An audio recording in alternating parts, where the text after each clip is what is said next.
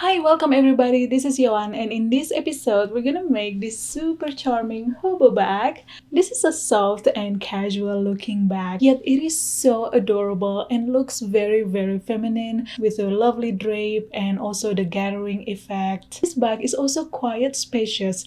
The finished measurements is approximately 16 inches wide at the widest point if I expanded the bag and 13 inches tall approximately. This is great to use as a grocery bag because it will fit so many produce and everything. Also, you can use this as an overnight bag. You can put an extra sweater, an extra pair of clothing, and this will also make a great beach bag. So you can throw in your beach towel, changing clothes, a bottle of water, sunscreen, etc. So it will be perfect for your tropical adventure. I made this tutorial because Shelly requested it. So Shelly, if you're watching, it is for you and I hope you like it. For this project, I recommend to use cotton quilting fabric or any other kind of fabric that is lightweight and has good drape. So I would say something like linen or satin or lighter weight denim will work for this project as well. So I hope you enjoyed this tutorial, and without further ado,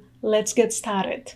First, we're gonna prepare the fabric. So you will need 3 different fabrics for the exterior, and the yardage requirements should be on the screen right now. Cut and lay out your exterior fabrics as instructed. I overlap my fabrics in order to be able to fit them all in one screen, so don't get confused if the proportion is a little off. Now we're gonna go ahead and sew them together. So I'm gonna start by sewing fabric A and fabric B together. And we're gonna sew with 1/4 inch of seam allowance.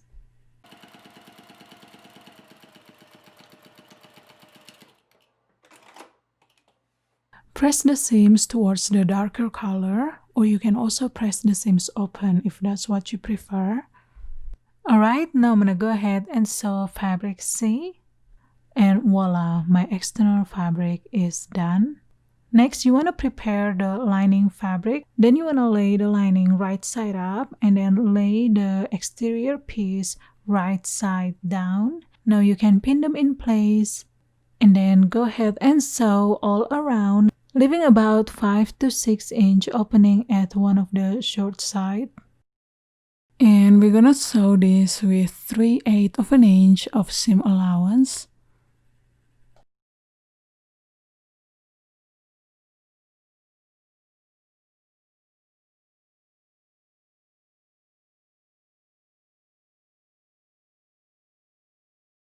And here I've already sewn my fabric, and here is the opening hole. Before we turn this back inside out, we're going to unpick a few stitches of each corner of the fabric in order to feed the elastic later. So I'm going to start 1/4 inch down from the very top stitch line. And you want to unpick the stitches until about 1 inch wide. And here's the diagram picture, probably you can understand it better this way. And here I've already worked on the 1 inch opening of all the corners. Now let's turn this fabric inside out through the 6 inch opening. Poke the corners gently and be mindful with the 1 inch opening. You don't want to poke the fabric out, so you want to keep the raw edges intact inside. Now go ahead and press your fabric and then top stitch along the long sides. And you want to top stitch this with 1/8 inch of seam allowance.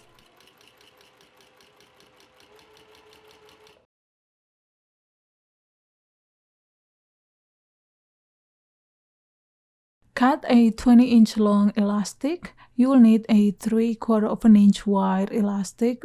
To make the casing for the elastic, we're gonna sew 1 inch down from the top stitching line. If you're gonna use 1 inch wide elastic, you may need to make the casing a slight wider. So I would say measure 1¼ inch from the top stitching line. Now repeat the same to the opposite side. Next, we're going to mark the placement of the elastic. So you want to measure 5½ inch from the edge, just like that. And then draw a line right on the space of the elastic casing. And you want to do the same to the other side as well.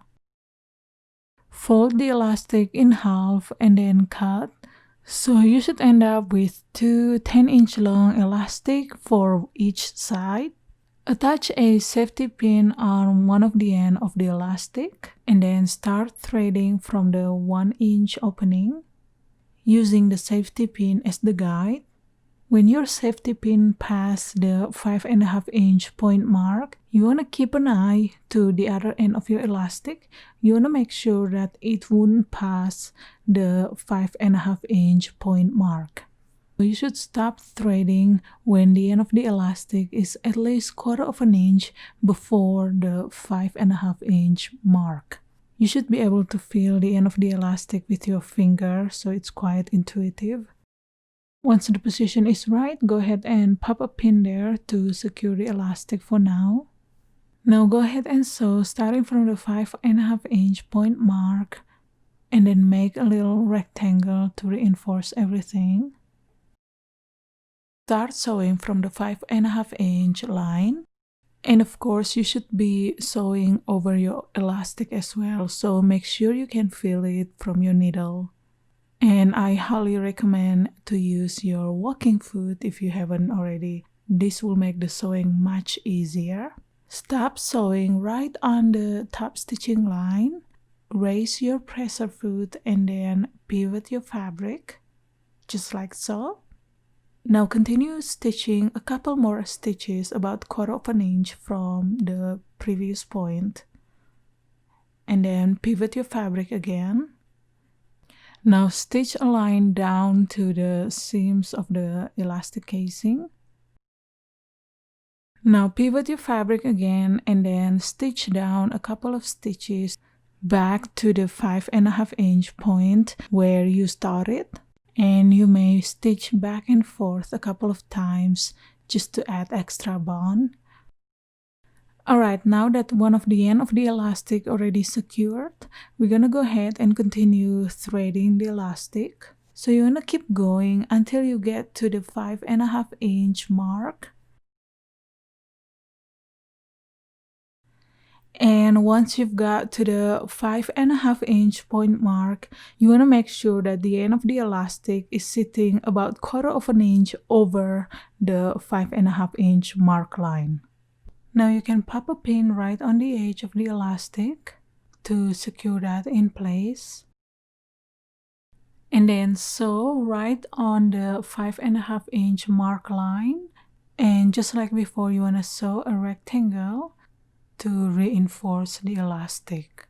Again, I start sewing from the 5.5-inch mark line down to the seam line and then pivot my fabric and then sew a couple of stitches about 1/4 inch and then pivot my fabric again and then sew down to the top stitching line and then pivot again and sew back to the 5.5-inch point mark.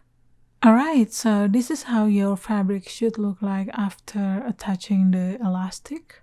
Now don't forget to remove the safety pin from inside the elastic casing. So what I did, I play around with my fingers to unhook the safety pin and remove that from the elastic. And there you go. Now go ahead and attach the other elastic to the opposite side, exactly the same way like before.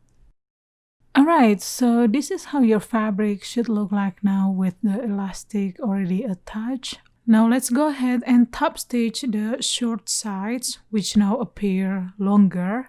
Top stitch with 1/8 inch of seam allowance. This will automatically close all the openings. Now turn your fabric with the lining facing up and then go ahead and fold the edges towards the lining about 2 inches wide. So I'm going to use my sewing gauge to keep the fold consistent and then pin them in place. So right now we are making the casing for the handles. And once everything is secured, we're gonna go ahead and stitch along the edges Simply sewing over the top stitching line.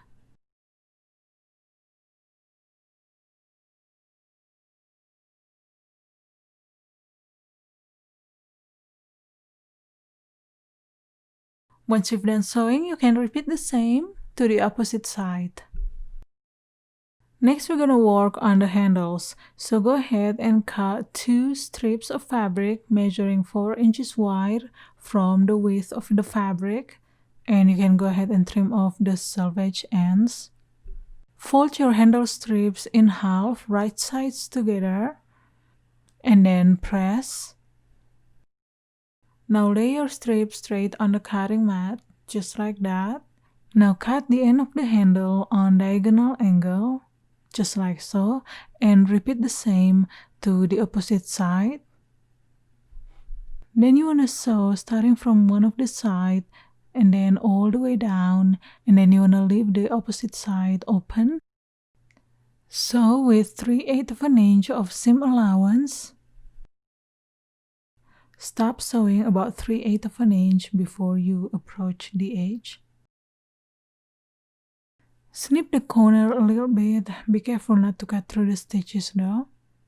And then we're gonna turn the strip inside out. So first you wanna open the fold, just separating the fabric. Then you wanna try scooching the edges with your finger towards the inside.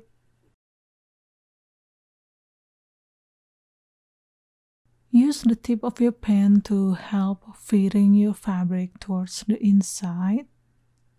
And once you get it going, it should be easier now. And just keep going until you get to the opposite end.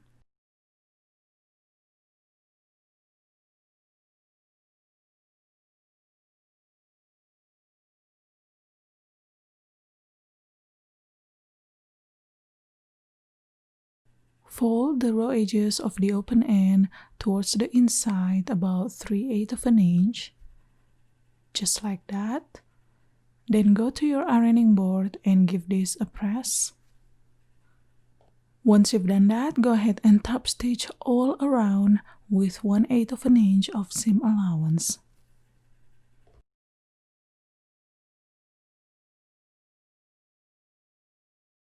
And here I've already sewn both of my handles. Then we're gonna insert these handles into the handle casings. Here I've already done one of the handle. Just like what we did with the elastic, we're gonna hook the end of the strap with a safety pin. Insert that into the casing, and then we're gonna use the safety pin to guide the handle.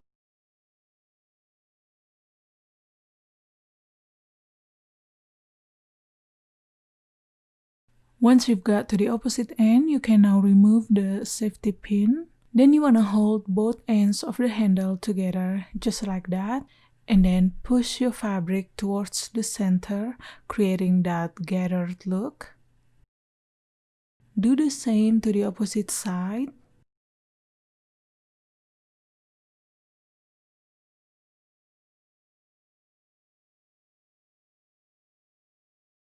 Secure the handle in place by making a knot towards the edge, just like that.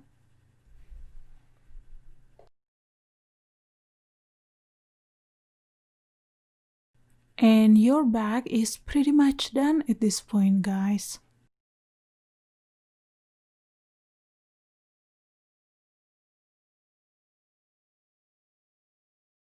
And that's about it for today, guys. Thank you so much for watching, and I shall see you next time with another fun sewing and quilting projects. Goodbye!